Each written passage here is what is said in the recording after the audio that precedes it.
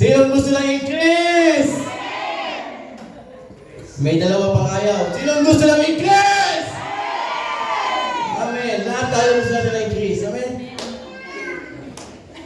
Papalaguin tayo ng Diyos ngayong hapon na ito. Amen po ba tayo doon? Pwede tayong manalangin. Panginoon, maraming salamat po. Naniniwala po kami ang aming pong paglakad sa pagsunod. Kasama po ng pananampalataya ang magbibigay po sa aming Panginoon ng increase, O Lord. Naniniwala po kami ng aming pong pag-uusapan ngayong hapon na ito. Kailangan po ang manguna. Itago mo lamang po ko, Panginoon, sa iyo pong likuran. Gamitin mo lamang po kung instrumento na iyong pagpapala. At ang lahat, Panginoon, ng aming pong kapatid dito po sa loob ng church, even through online, ay italoy mo po, Panginoon, ang iyong mensahe. I-rebuke mo po kami, Panginoon.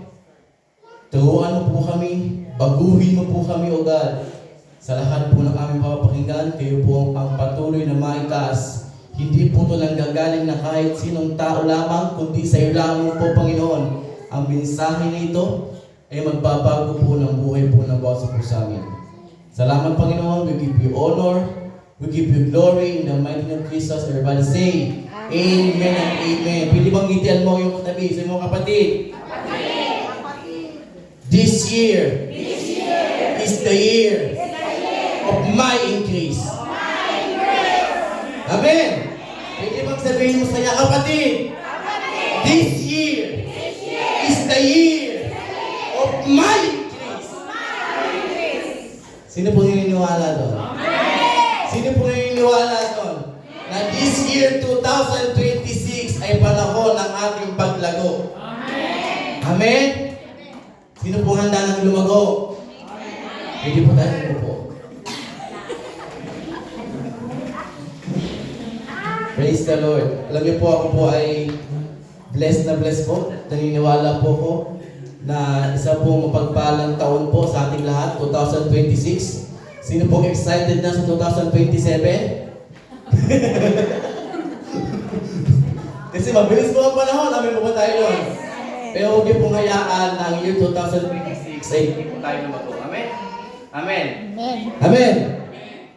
Huwag nating hayaan na lilipas lamang po ang taon na hindi tayo lumalago. Amen? Kasi gusto po ng Panginoon, our God is a God of growth, our God is a God of restoration, and God is a God of multiplication. And I know, and we know, we appoint season of increase for His people. Amen? Amen po ba tayo? Alam niyo po, ang increase po ay, ito po ay gusto po at layunin po ng ating Panginoon. Amen po ba tayo doon? Gusto ng Diyos na tayo ay lumago. Gusto ng Diyos na hindi lamang tayo, naniniwala po ko, yung lahat po ng ginamit dito po sa pulpit ng year 2025 ay gagamitin po sila in double. Amen? Amen. At lahat na nakaupo po dyan ay gagamitin din po dito. Handa po ba tayo doon? Amen. Huwag po tayong pumayag na hindi tayo gamitin ng Panginoon. Amen po ba tayo doon? Pwede bang sabihin mo sa iyong sarili, kapatid, ay sa iyong sarili, Lord, gamitin mo ako. Amen. Sino po handa mapagamit sa Panginoon? Kaya po ang ating pong text ay natagpuan po natin sa Psalm chapter 115, verse 12 hanggang 15. Ang sabi po dyan, Psalm 115, verse 12 hanggang 15. Basahin po natin. The Lord has remembered us. He will bless us. He will bless the house of Israel. He will bless the house of Aaron. He will bless those who fear the Lord, both small and great. May the Lord give you increase, you and your children. May you be blessed by the Lord who made heaven and earth. Amen? Amen? Sino pong gusto tanggapin po yan? Sino pong gusto na increase? Sino pong gusto na increase?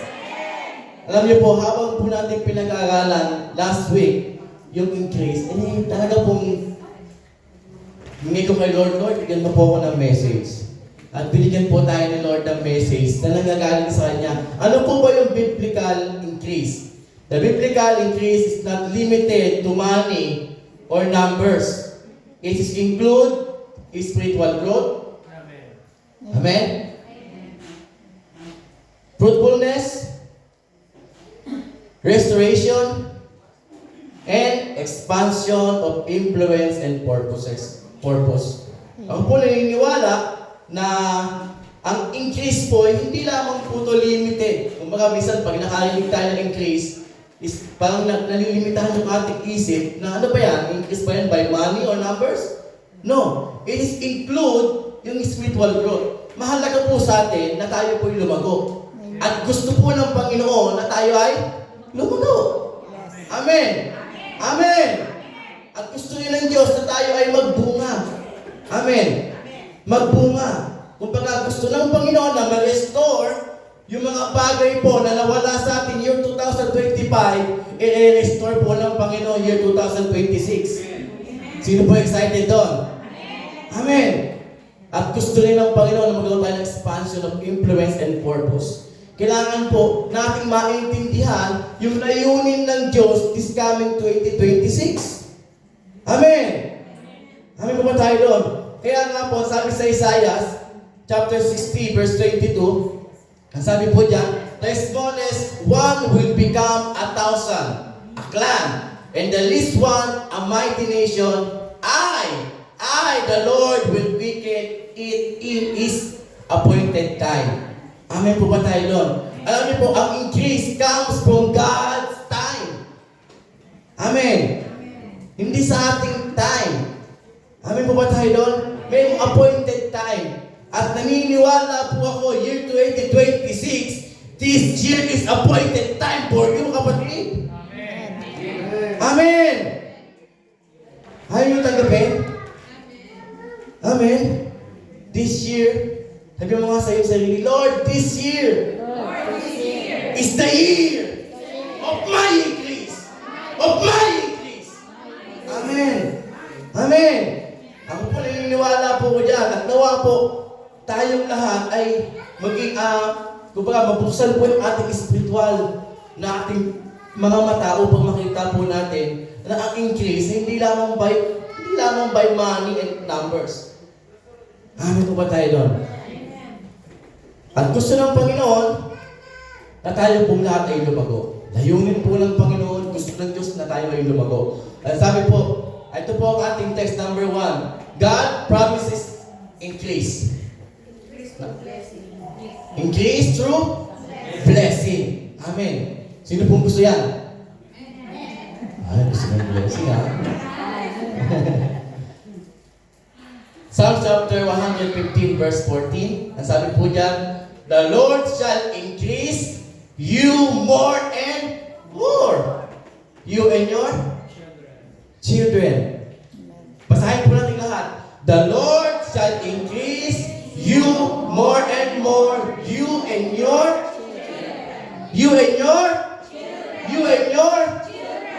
Amen po ba tayo doon? God increase is intentional and generational. Amen. Amen po ba tayo doon? Sino pong gusto natin na ang ating mga anak, apo sa tuhod, apo sa talampakan, apuhan, ay talagang pagpalain po ng Panginoon. Amen. Alam niyo po ang blessing is generational po yun. Sabi nga, one and fourth generation po yun. At naniniwala po ako na kapag po tayo ay sumunod at maintindihan po natin na maigi yung blessing na nanggagaling sa Panginoon, God will increase you more and more, you and your children. Amen? Kailangan po natin maintindihan na understanding God's blessing, A, God's spoken favor. Sino pong gusto ng favor? Sino pong gusto ng favor sa Panginoon? Amen po ba tayo doon? Sabi po dyan, number 1, God's spoken favor. And sabi po sa Isaiah chapter 55, verse 11, sabihan, so in my word that goes out from my mouth, it will be not returned to empty, but will accomplish what I desire and achieve the purpose for which I sent it. Amen po ba tayo doon? Sabi dyan po, God's blessing is often released through His word. What He declares carries power. Amen po ba tayo doon? May power po ba? May favor po ba ang Diyos? May favor po ba ang Diyos na nagalasan natin year 2025? Amen po ba tayo doon? Alam niyo po, yung nandito po tayo sa church, the favor po ng Diyos na nagbibigay po. Amen po ba tayo doon? Yung po meron tayong bahay, may kotse, may magandang alahas, magandang damit. Favor po ng Diyos yan para sa atin. May meron tayong tinutulugan. Favor po ng Diyos yan sa atin. Amen po ba tayo doon? Amen po ba tayo doon? At alam ko po na yung favor ng Diyos, God blessing provides capacity, wisdom, opportunity, and strength to succeed according to His will. Amen. Amen po ba tayo doon? Sabi po sa Numbers chapter 6 verse 24, sabi po diyan, then the Lord bless you. Then the Lord bless you and keep you. The Lord make His face shine on you and be gracious to you. And the Lord turn His face toward you and give you peace. Amen. The blessing of the Lord, yung blessing po na when God speaks blessing, He confers favor, protection, identity. His blessing creates what is clear. Amen po ba tayo doon? Amen po ba tayo doon? Number 2. B. Understanding God's blessing, God's spoken favor. B is empowerment through prosper po yan. Nakalimutan lang po yung sa S. Prosper. Amen po ba tayo doon? Amen po ba tayo doon? Ang sabi po sa Proverbs chapter 10 verse 22, the blessing of the Lord make rich and He added no sorrow within. Amen po ba tayo doon? Amen po ba tayo doon? God's blessing provides capacity, wisdom, opportunity, and strength to succeed according to His will. Biblical prosperity is not merely by wealth. Hindi lamang po by wealth. It is divine enablement to flourish in God purposes. Amen? Amen? Ako po naniniwala na ang Diyos po natin ay payayamanin po niya tayo. Amen. Huwag ayaw yung yumaman. Amen? Ito po, bibigyan ko po kayo. Yung mga drug lord nga, nagnanakaw doon ang yayaman nila eh. Umagawa ng mali yun. Paano pa kaya kung sumusunod tayo sa Panginoon? Amen? Minsan nakikita natin, bakit gano'n? Magnanakaw na sila, dahil pa ng pera. Huwag po kayo mainggit. Hindi kayo inggit po yun. Amen? Nalala ko po, sabi ni Pastor last year, the love of money is the root of all kinds of evil. Amen. Amen? Hindi masama ang money, but the love of money is the root of all kinds of evil. Amen? Kaya po, kung natin mahalin yung meron tayong pera, mahalin natin yung nagbibigay ng resources sa atin. Yung resource mo, nandiyan lang yan eh. Yung resources yung nagbibigay. Ayun ang ating mahalin. Amen? Amen po ba tayo doon? God is spoken favor and God, His empowerment, mayroon siyang kapangyarihan na pagpalain tayo ng Diyos. Sino naniniwala na pwede tayong pagpalain ng Diyos year 2026? More and more. Sino po yung naniniwala i-increase tayo ng Panginoon? Pwede mo makita po ang iyong kamay? Sino po gusto ng increase? Alam niyo po, nakikita po ng Lord ang ating puso. Nakikita ng Diyos. At naniniwala po, this year 2026 is your year of your increase. Our year of increase. Amen? Amen po tayo doon? Sabi po sa Deuteronomy chapter 8, verse 18, remember the Lord your God, He is the one who gives you power to be successful. Sino daw po? Our God, He is the one who gives you power to be successful. Amen? Amen! Kung gusto natin maging successful, alam niyo po, si Lord lang po may kakayanan. Bigyan tayo.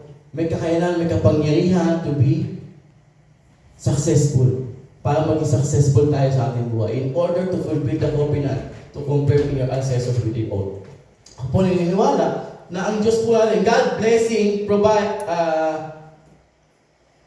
provides capacity, wisdom, opportunity, and strength to succeed according to His will. Number 3, po, Deuteronomy chapter 8, verse 18, you shall remember the Lord your God, for it is He who gives you power to get wealth. Power to get wealth.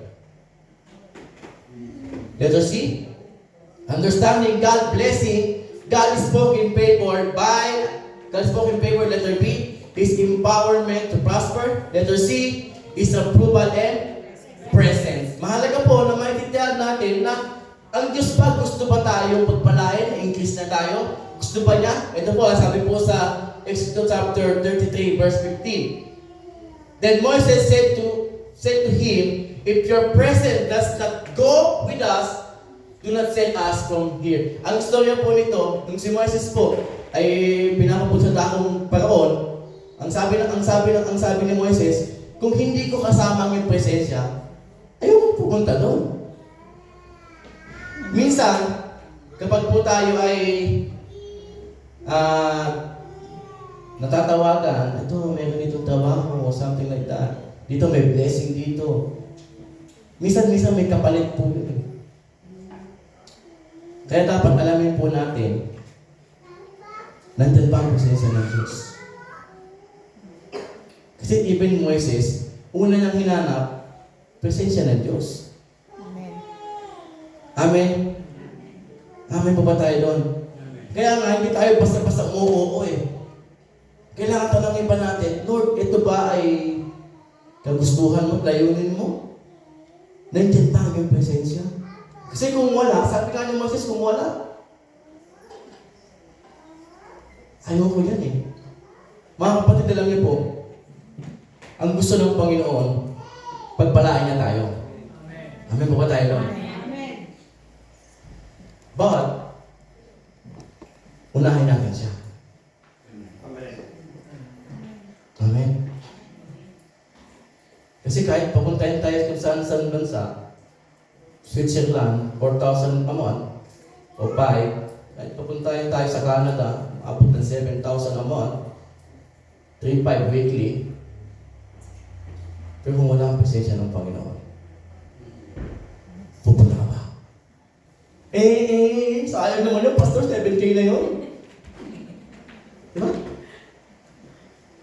Amen. Minsan parang hindi makatotohanan pero pag nangyari sa atin, bahala na yung church niya. Dito may 7K. Ang nakakalungkot po, minsan pinagpapalit natin minsan ng ayoko na pong ituloy kasi masama na po tingin sa amin. Kailangan, alamin po natin, nandiyan pa ang presensya mo, Lord? Sa blessing niya. Kasi kung nandiyan, ay go for it. Pero kung wala, amen.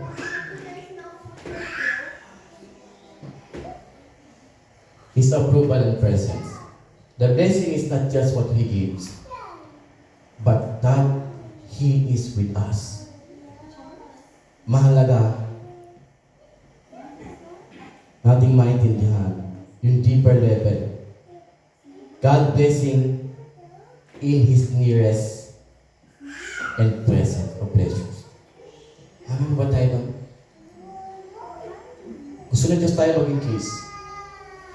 Gusto na Diyos tayo lumago. Unahin natin magkaroon ng relationship before resources. Amen ba tayo doon? God is spoken favor. What He declares over you is empowerment to prosper, ability to thrive in purpose, His approval and presence, relationship before resource. Amen? Amen po ba tayo doon? Understanding God. Blessing. Number 2, God promise increase. Ayun po muna. Characteristic of increase through blessing. It is God. Basahin nga po natin. It is God. It sustain not temporary. It is affect future generations. experience joy and peace. Ano po ba tayo? Pinapalakpakan po natin ang Diyos natin na buhay. Lipat po tayo, number 2. God promises increase through restoration. Amen. Sino pong gusto ng restoration? Sabi po sa Joel chapter 2 verse 25 to 26, sabi po diyan, "So I will restore you the years that he swarmed, locusts that he eaten." Ito pong Joel, binabasa ko po ito. Joel 1, 2, and 3. Assignment niyo po yan. Basahin niyo po. Napakaganda po. Yung paano dumaan yung balang.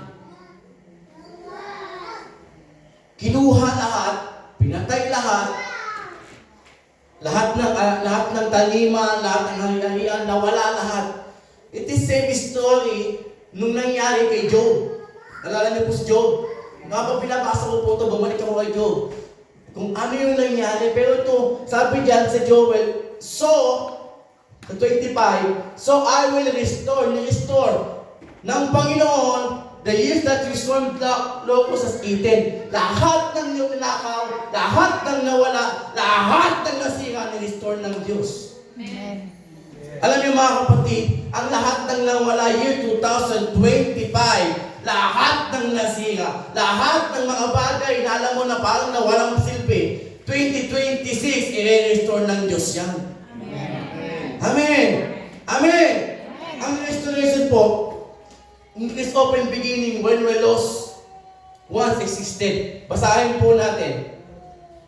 Restoration in Scripture means to return what was lost, to repair what was broken, to renew strength, hope, and purpose, to bring increase beyond the original state.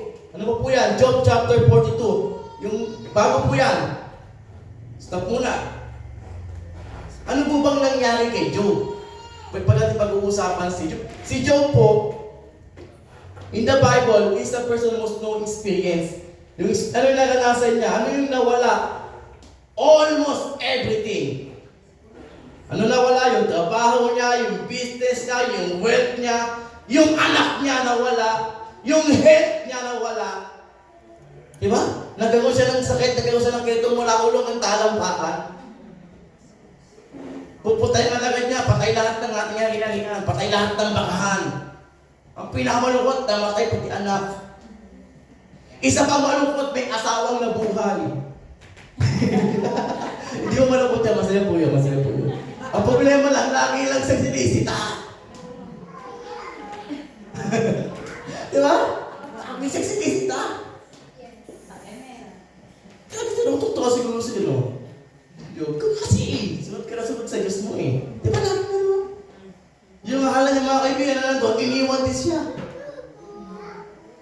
Sa madaling salita, nawala ang lahat kay Job. Sa madaling salita po, hindi natin pang naranasan yan. Di ba? At kung maranasan mo yan, nawala lang tayo ng trabaho para tayo gulong pa sa inay. Di ba? Nawalan ka ng kotse, naglulupas na wala ka ng bahay, kinuha ng NPA. Tulog pa sa inyo. Eto na, wala lahat. Amen. Di ba natin maintindihan? Hindi nawala lahat, kahit anak. Yung mga magulang, hindi pa pwede walang anak. Namatay, hindi lang nawala, namatay. Namatayan po si Job ng lahat. Nawala siya pati, nagkaroon pa ng sakit ng ketong. Gabi po yung nangyari kay Job. But despite his suffering, Job did not turn away from God. Despite of that things.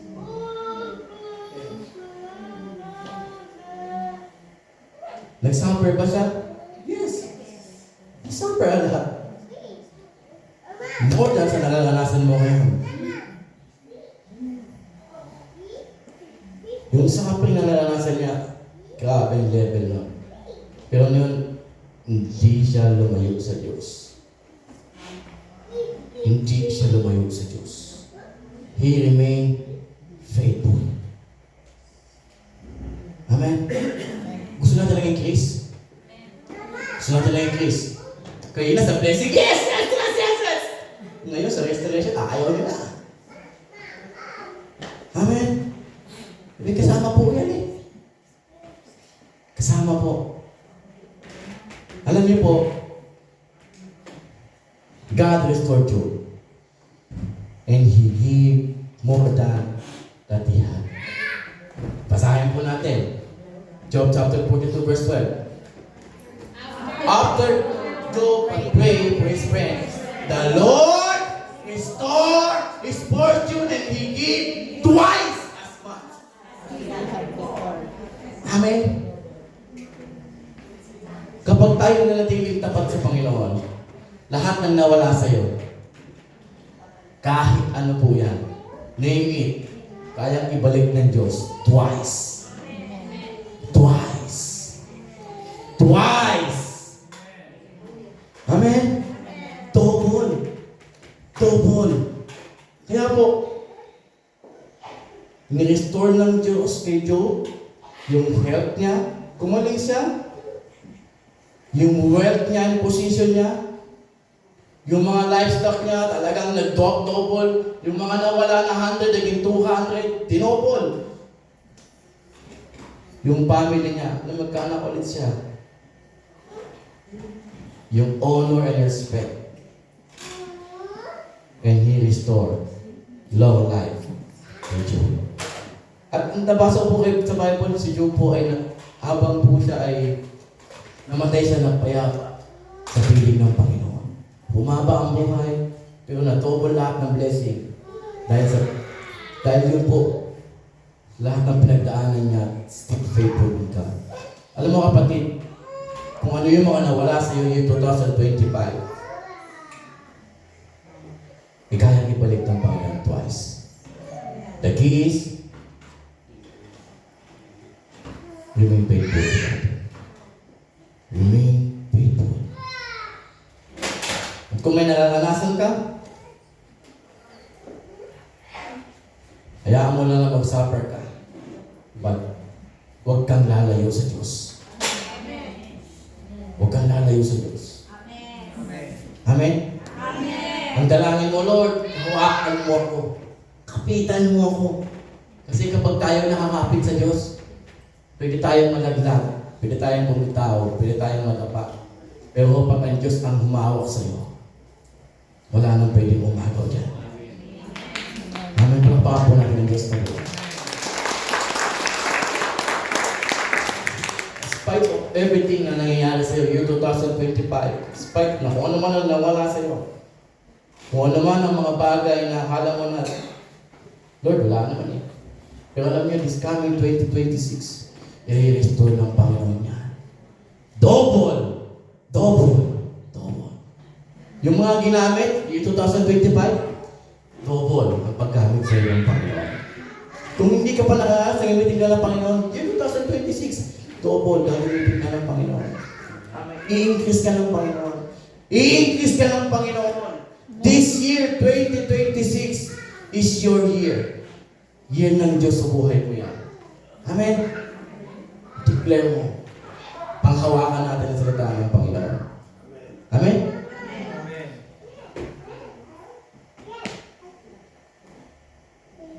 Sabi sa Jeremiah chapter 30 verse 2 and 3. Masalam po natin yan. God promised increase, number 3. God promised increase, number 3. Increase through obedience. Ano po yung number 1? Increase through blessing. Number 2, increase through restoration. Number 3, increase through obedience. Amen. Deuteronomy chapter 28, verse 1 and 2.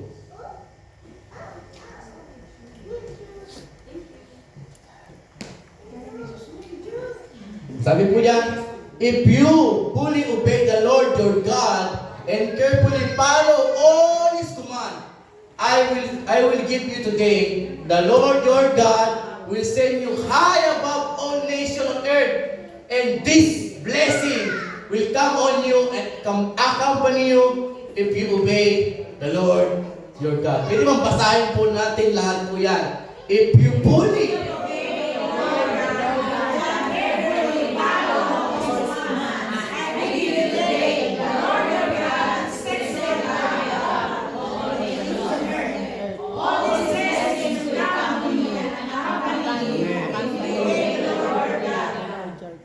ano po ba yung blessing na yun?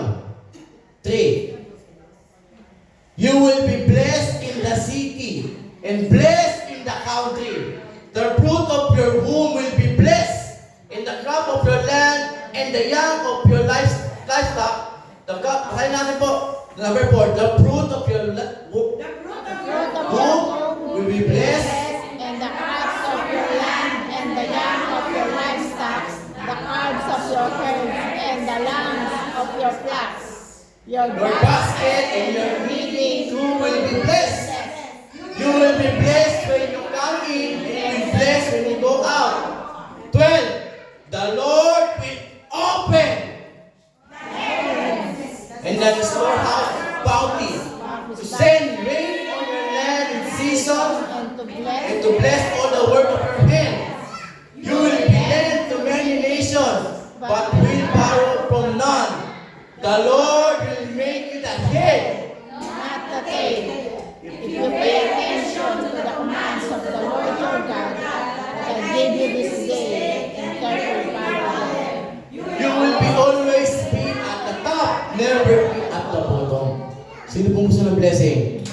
Amen. Pero pulapukan po natin ang Diyos natin na buhay. Amen.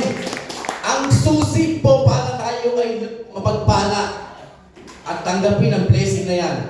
Balik natin sa 1. Deuteronomy chapter 12 verse 1. Obedience. Papalik pa. Chapter 12, 28, 1. Yan. If you fully obey the Lord your God. Napansin natin yung puro blessing. Pero sa 1, sabi niya, teka lang. Bago ang blessing, may 1 muna eh. If you fully obey the Lord your God and carefully follow all His command, the Lord your God will send you from. Amen? Okay po.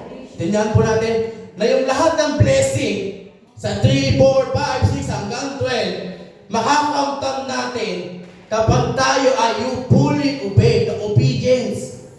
If you want to increase in blessing, you will increase by obedience. Amen. Ayaw nyo na. Amen. Lahat tayo gusto ng blessing. Pero ang susi ng blessing ay pagsunod. Amen. Lahat tayo, Lord, may blessing. Okay, gawin mo to. Magbigay ka sa church. Lord, kailangan ba yun? Sumunod ka sa mga leaders mo. Lord, gusto ko blessing.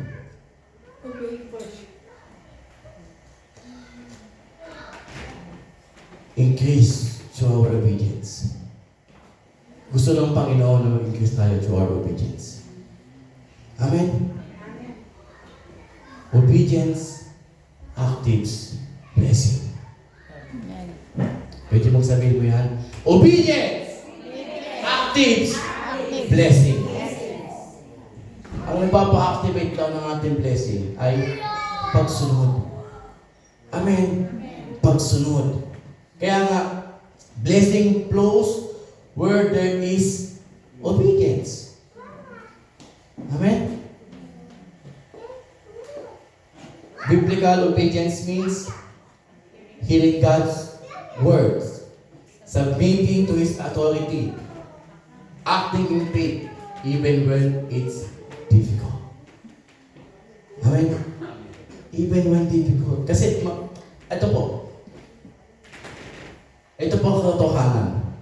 Last week, sabi ni Pastor, ito ang katotohanan. This year, marami tayong pagdadaan ng pagsubok. Kung parating ng mga taon, Hindi lamang gera ng kung Amerika kontra Venezuela o China marami pang mangyayari, kapatid. At biblical naman po yan. Amen. Amen. Nakita naman natin po yan na mangyayari naman lahat yan.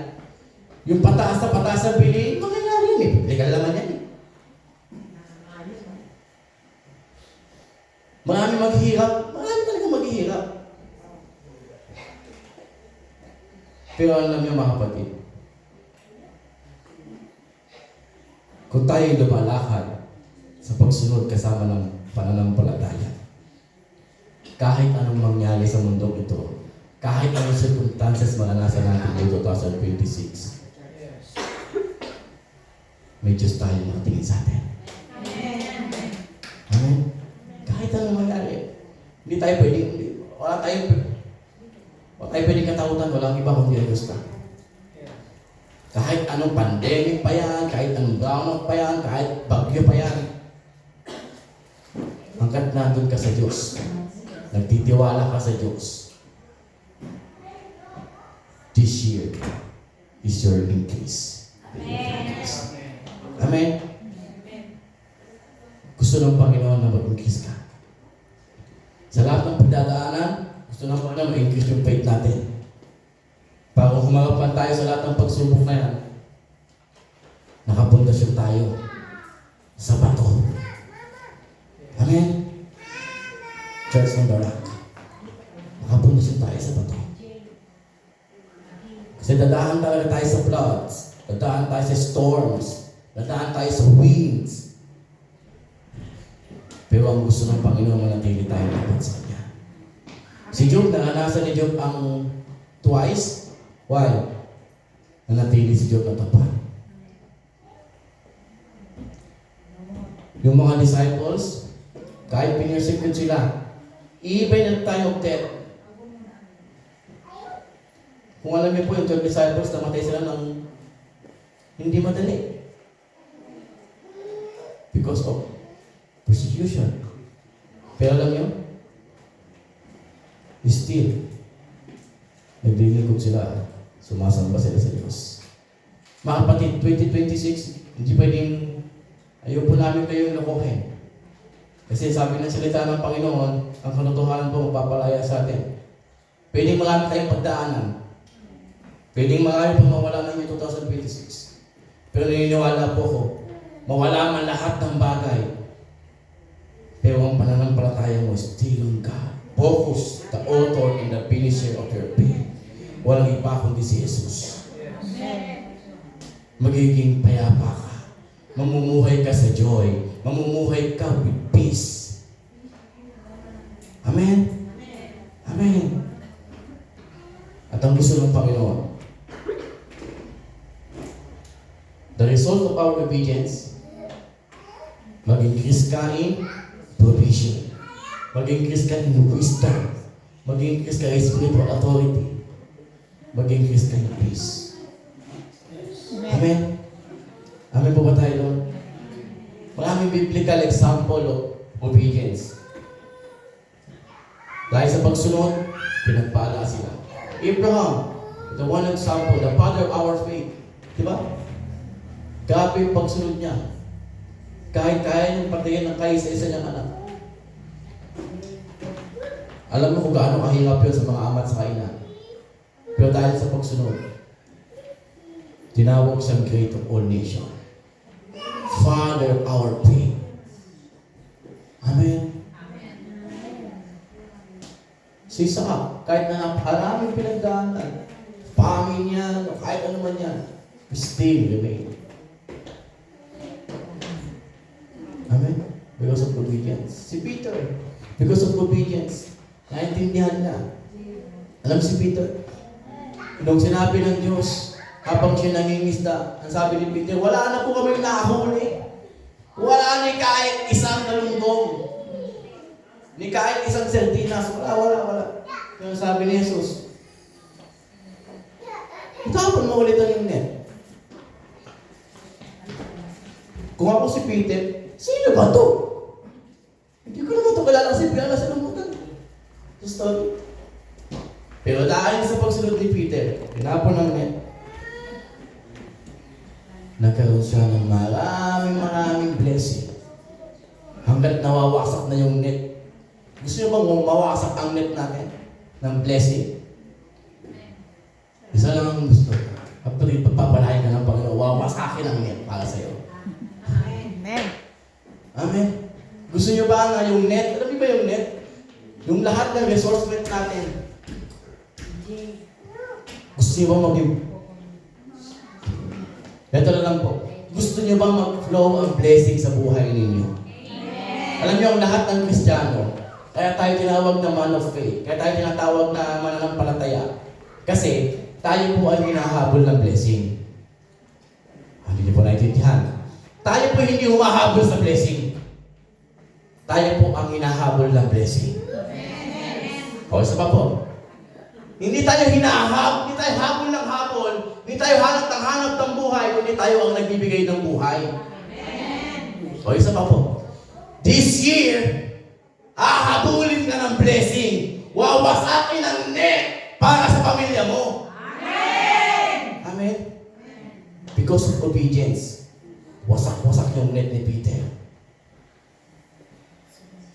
At naniniwala po ako, this year is your increase. The year of your increase. The year of your increase. The year of your increase. The year of your increase. The year of your increase, kapatid. Amen! Amen! Claim it. Na itong taon na to, Lord, sa atin to. Ako po, kiniklaim ko po yun. Sabi ko nga po, kahit na-late po ako nung New Year, ganito ko lang po sa inyo. Ito po yung nakagisnan po namin. Hindi ko po sinasabi sa inyo na gayahin niyo po. Kung gayahin niyo po, mas maganda po. Kami pong pamilya, sa pool po noon, is bago po maghati ang 2025, papunta po ng taon ng 2026, ang aming pong layunin ay manalangin. Amen. Mag-pray. Ipasalamat ang lahat ng ginawa ng taon na nakalipas at paghandaan ang taon na parating.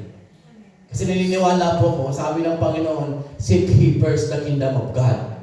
At kapag inuna natin siya,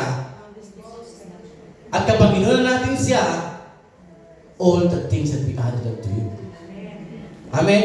Kaya nga po, napakasarap po ng mamuhay na may peace. Kapag inuna natin ang Panginoon, kahit ang dami mong polka-dots, kung hindi mo inuna ang Diyos. Kahit puno yan ng 24 na prutas na bilog o triangle o square, kung hindi mo unahin ng Diyos, hindi magiging pagpapala yan.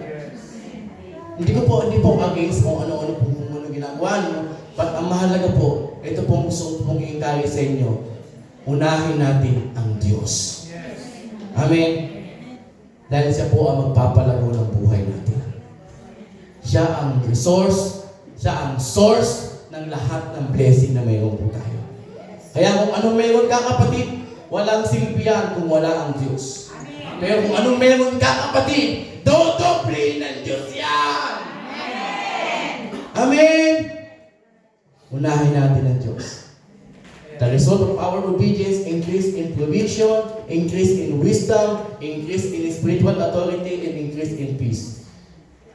God promises increase. Number 1, increase in blessing. Number 2, increase in restoration. Number 3, pwede mong palakpakan po natin ang ating.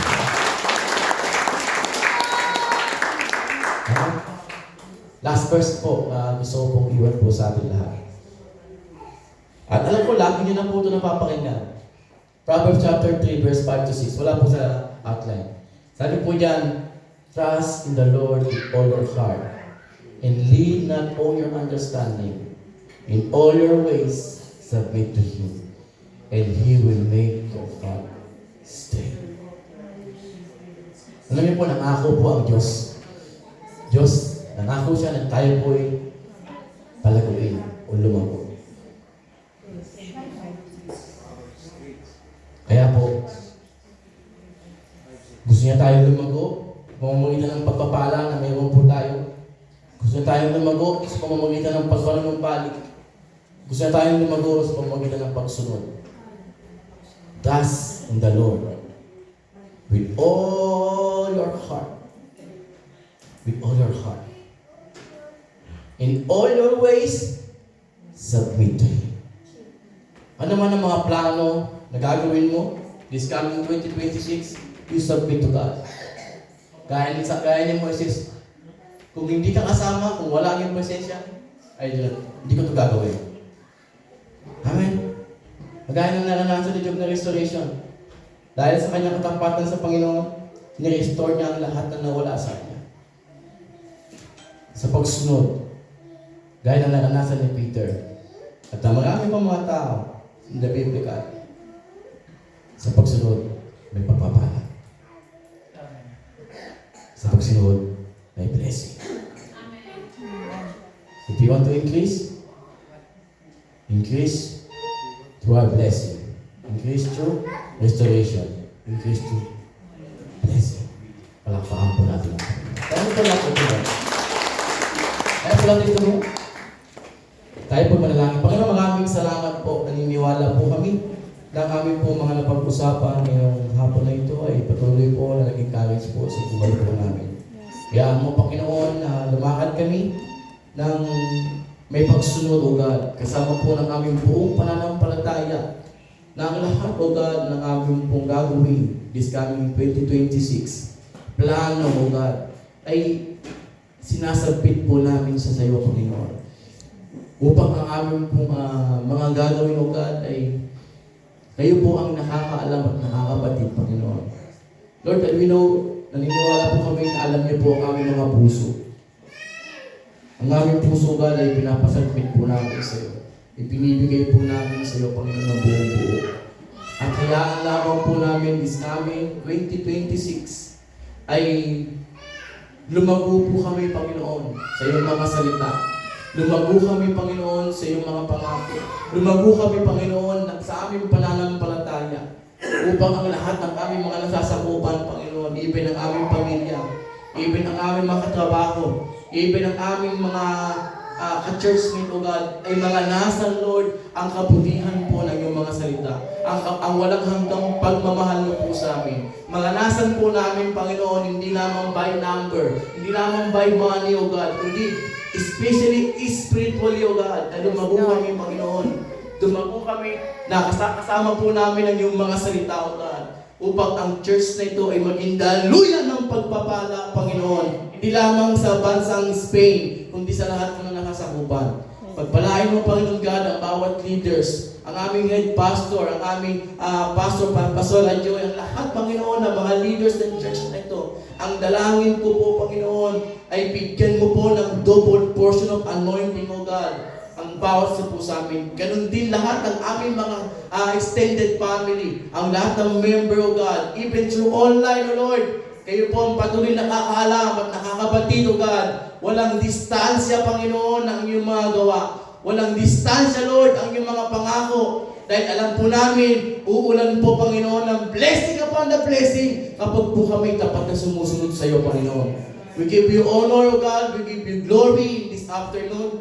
At sineselyuhan po namin ang aming mga pinag-usapan na yung dugo na nabubuhos sa krus ng Kalbaryo. Salamat, Panginoon. Salamat po sa pangalan ni Jesus. Lahat po ay magsabi ng Amen, Amen, at Amen, at Amen. Palakpakan po natin Diyos natin ang buhay. Thank you, Lord.